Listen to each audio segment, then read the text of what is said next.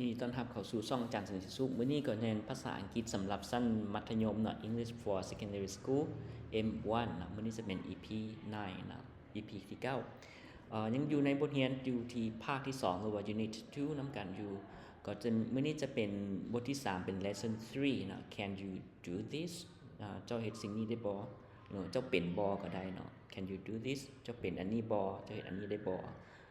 Okay now let's start มาเริ่มนำกันกับ50คำศัพท์เนาะในภาคที่9นำกันโอเคคำศัพท์ที่1 number 1 is can แปลว่า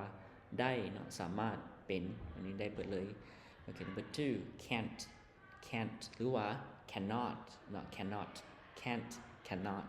ก็คือบ่ได้บ่เป็นบ่สามารถโอเค number 3 เนาะเป็น swim แปลว่าลอยน้ำ number 4 read แปลว่าอ่านตัวนี้บทที่ผ่านมาเราก็มีเช่นกัน number 5 read a book ก็คืออ่านปึ้มหรือว่าอ่านหนังสือ read a book number 6 read the sign ก็คืออ่านป้ายเนาะโอเค number 7 ride a bicycle ก็คือขี่รถถีบ bicycle ก็คือรถถีบเนาะ ride แปลว่าขี่รถถีบโอเค number 8 cook ก็คือคั่วกินแต่งกินเฮ็ดกินเนาะได้เบิดเลยเราจะใช้คำว่า cook number 9 sing ก็คือร้องเพลงการร้องเพลงต่างๆ 10 dance หรือว่า dance แล้วแต่เนาะบางคนจะใช้คำว่า dance หรือว่า dance ก็ได้ทั้ง2อย่างเด้อจะมีความหมายว่าฟ้อนนะถ้าเป็นลาวๆก็จะแม่นฟ้อนถ้าเป็นการแบบสากลใช้ว่าเต้นหรือว่าเต้นลำนะใช้ว่า dance Okay, the next number 11. For 11, speak English. อีกทีนึงเนาะ speak English ก็คือ speak English ก็คือเว้าภาษาอังกฤษ Okay. The next number 12, jump ก็คือเต้นหรือว่ากระโดดเนาะกระโดดโลดเต้นเนี่ยเรียกว่า jump. The next is 13, eat แปลว่ากินเนาะ eat ง่ายๆโอเค number 14 คำศัพท์นี้อาจจะเป็นคำศัพท์ใหม่เนาะ touch ก็คือ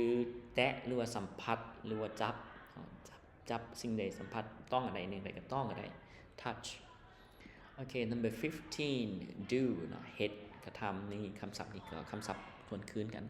number 16 talk ก็คือเว้าหรือว่าลมเนาะ talk พยายามออกเสียง k ทางท้ายเนาะออกเสียงทางท้ายโอเคต่อมาเนาะในหมวดของคำแทนน้ำpronounce คำแทนน้ำภาษาอังกฤษว่า pronounce คำแทนน้ำเป็นหยังคำแทนน้ำแม่นคำที่ใช้แทนชื่อของคนสัตว์เนี่ยต่างๆเนาะเขาจะใช้คำแทนน้ำเพื่อบ่ให้เอิ้นชื่อสิ่งนั้นซ้ำไปซ้ำคือเก่าเนาะนั่นคือหน้าที่ของคำแทนน้ำเฮามาเบิ่งนำกันว่ามีหยังแหน่เริ่มจากคำศัพท์ที่1เนาะ number 17 I ก็คือข่อยเนาะ youเจ้าหรือว่าพวกเจ้าไปได้2ความหมายนะครับว่า you ก็คือเจ้าแล้วก็พวกเจ้าแม่นจำนวนคนที่หลายคนใช้คำว่าพวกเจ้าไปหรือว่าพวกเพิ่นก็ได้แล้วแต่เนาะภาษาลาวหลากหลายโอเค19ลาวผู้ชายน่ะ he เนาะลาวผู้ชายโอเค number 20 she ก็คือลาวที่เป็นผู้หญิงโอเค number 21 it แปลว่ามันโอเค number 22 we แปลว่าพวกเฮาเนาะ we พวกเฮาและสุดท้ายเนาะ23 they เนาะ they ก็คือพวกเขาเสียงนี้เนาะ they ออกยากนิดนึงแล้วมื้อหน้าถ้ามีเวลาอาจารย์จะสอนเสียงออกเสียง th ให้อีกทีนึงเนาะโอเคเนาะต่อไปแม่นเฮาก้าวเข้าสู่ในหมวดของคำนาม nouns ก็คือคำนามเป็นคำที่บอกถึงชื่อคนวัตถุสิ่งของต่างๆประมาณนี้เนาะnumber 24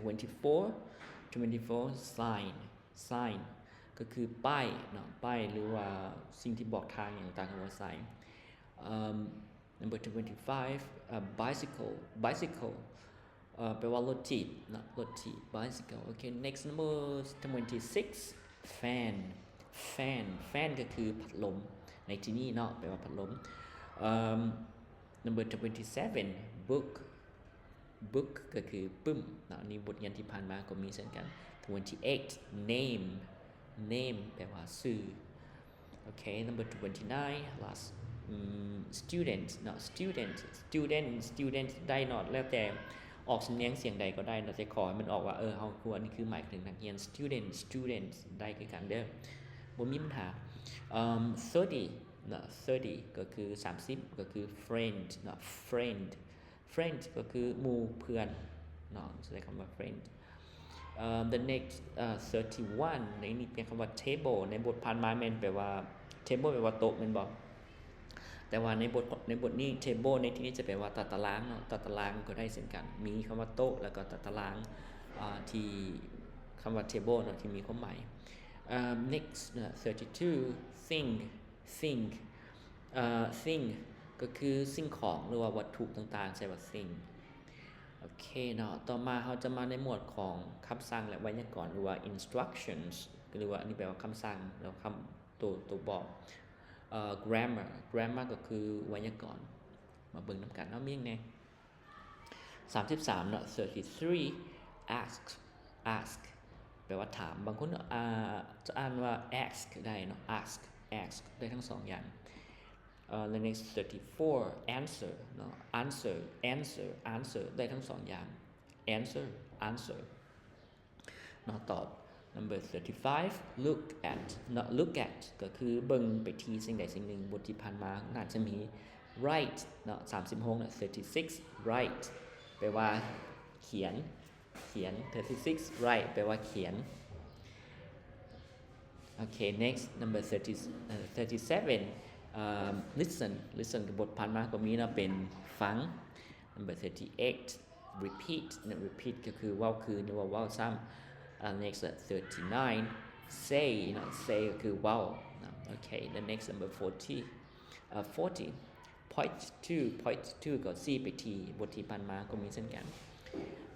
34 complete หรือว่า complete นี่แปลว่าเติมใส่หรือว่าเฮ็ดให้สมบูรณ์ก็ได้ number 42 sentence เนาะ sentence ก็คือประโยคเนาะในที่นี้แปลว่าประโยค okay next number 43 grammar ได้บ่ได้อาจารย์ grammar เอาไวยากรณ์แปลว่าไวยากรณ์44 statement แปลว่าประโยคบอกเล่าประโยคทั่วไป next questions 45 questions แปลว่าประโยคคำถามคำถาม46 short answer short answer หรือว่า short answer ก็คือคำตอบที่สั้นๆตัวอย่าง yes I am no I don't อย่างประมาณนี้47 notice แปลว่าสังเกต notice ข้อสังเกตก็ได้the next 48 partner แปลว่า partner แปลว่าคู่เนาะที่เป็นที่เคียงคู่กันที่อยู่ข้างกันก็เรียกว่า partner เนาะnumber 49 yourself ก็คือตัวเจ้าเองเนาะตัวเจ้าเอง yourself ถ้าเป็นตัวของข้อยเองเป็น myself บทต่อไปน่าจะมีคำศัพท์นี้สุดท้ายเนาะคำศัพท์สุดท้ายแม่น50ก็คือคำศัพท์ที่ว่า about เนาะหรือว่า about เนาะได้เบิดเลย about